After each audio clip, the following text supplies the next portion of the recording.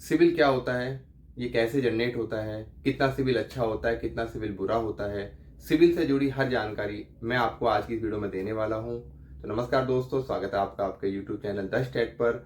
तो आज की इस वीडियो में आपको सिबिल से जुड़ी सारी जानकारी मैं आपको दूंगा। तो वीडियो बिना स्किप करे पूरी देखना। वीडियो खत्म होते होते सिबिल से लेकर जो भी क्वेश्चन आपके माइंड में होंगे वो सारे इस वीडियो में आपको क्लियर कर दूंगा। तो चलिए दोस्तों, वीडियो करते हैं स्टार्ट। सिबिल की जो फुल फॉर्म होती है वो होती है credit information bureau India limited. ये एक ऐसी कंपनी होती है जिसको आरबीआई द्वारा लाइसेंस मिलता है। इसके पास हमारे सारे फाइनेंशियल लेन देन जो होता है, जो हम बैंकों के साथ या एनबीएफसी कंपनी के साथ करते हैं, सारा रिकॉर्ड इसके पास होता है कि हमने किस बैंक से कितने रुपए लिए हैं, कितनी ईएमआई हमारी है, कितनी ड्यूरेशन के लिए, सारी डिटेल इसके पास आती है। अब आपके माइंड में क्वेश्चन आ रहा होगा कि ये सिबिल काम कैसे करती है, सिबिल का मेन रोल क्या होता है। तो देखिए, जब भी हम किसी बैंक से कोई लोन लेते हैं, जब हम उस बैंक में लोन अप्लाई करते हैं, बैंक को या एनबीएफसी कंपनी को, जब भी हम लोन अप्लाई करते हैं तो हमने कितना लोन अप्लाई किया है, कितनी हमारी किस्त है, कितने ड्यूरेशन के लिए, सारी वो डिटेल वो बैंक द्वारा, एनबीएफसी कंपनी द्वारा सिबिल पे अपडेट कर दी जाती है।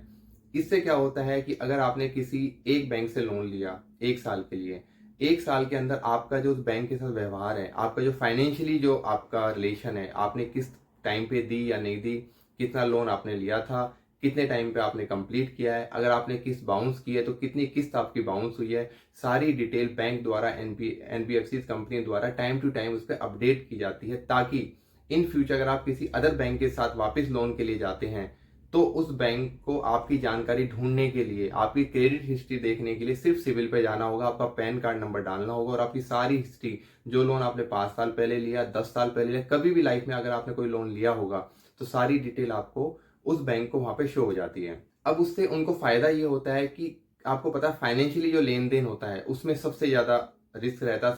इंसान पैसा लेने के बाद नहीं देता है, देता है तो डिले करके देता है, और जो टाइम पे देते हैं उनका तो पता कैसे चले बैंक को कि ये इंसान फाइनेंशियली, इसकी क्रेडिट हिस्ट्री कैसी है, ये पैसे के लेन देन में कैसा है। तो इसलिए सिबिल का यूज किया जाता है।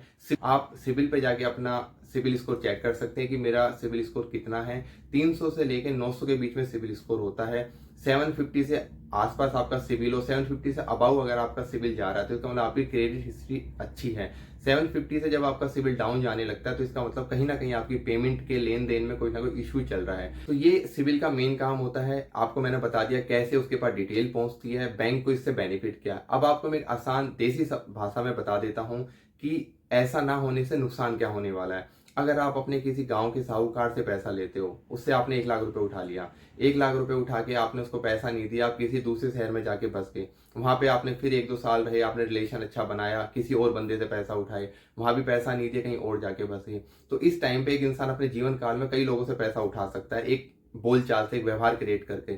लेकिन बैंक के साथ ऐसा आप नहीं कर सकते। अगर आपने बैंक से पैसा लिया है तो आपको टाइम पे पैसा देना पड़ेगा। अगर आप नहीं देते हो तो आप कहीं भी चले जाओ, 2 साल हो जाए, 10 साल हो जाए, 50 साल हो जाए, वो लोन आपके अकाउंट में एक्टिव शो होगा, सिबिल में वो एक्टिव शो होगा जब तक उसकी पेमेंट आप नहीं करते हो। अगर आपने उस पेमेंट के लेन देन में कोई अप डाउन किया है, पेमेंट डिले की है, तो वो भी सिविल में शो होती है।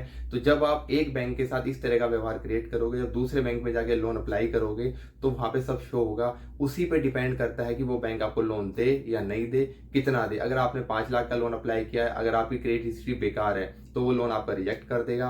अगर पेमेंट डिले हुई है, थोड़ी बहुत अप डाउन हुई है, तो वो आपका लोन 5 लाख ना देकर थोड़ा कम कर देगा। लेकिन अगर आपका पहले वाले बैंक जिससे आपने पहले फर्स्ट टाइम लोन लिया था उसके साथ आपका रिलेशन अच्छा रहा है, टाइम पे आपने पेमेंट किया है, तो वो आपका 5 की बजाय 6 लाख का भी लोन अप्रूव कर सकता है। तो ये चीज होती है, इसलिए हमें क्रेडिट हिस्ट्री को अच्छी तरह मेंटेन करना पड़ता है। अपने सिबिल को हमें 750 से अबाउ रखना पड़ता है। तो जब भी आप कभी लोन लो तो ये मत सोचो कि मेरी किस्त आज की है और मैं 2 दिन बाद भर दूंगा। अगर आपकी एक किस्त बाउंस हो जाती है तो वो आपके सिबिल में शो होती ही होती है, बेशक आप उसको 2 दिन बाद पे कर रहे हो।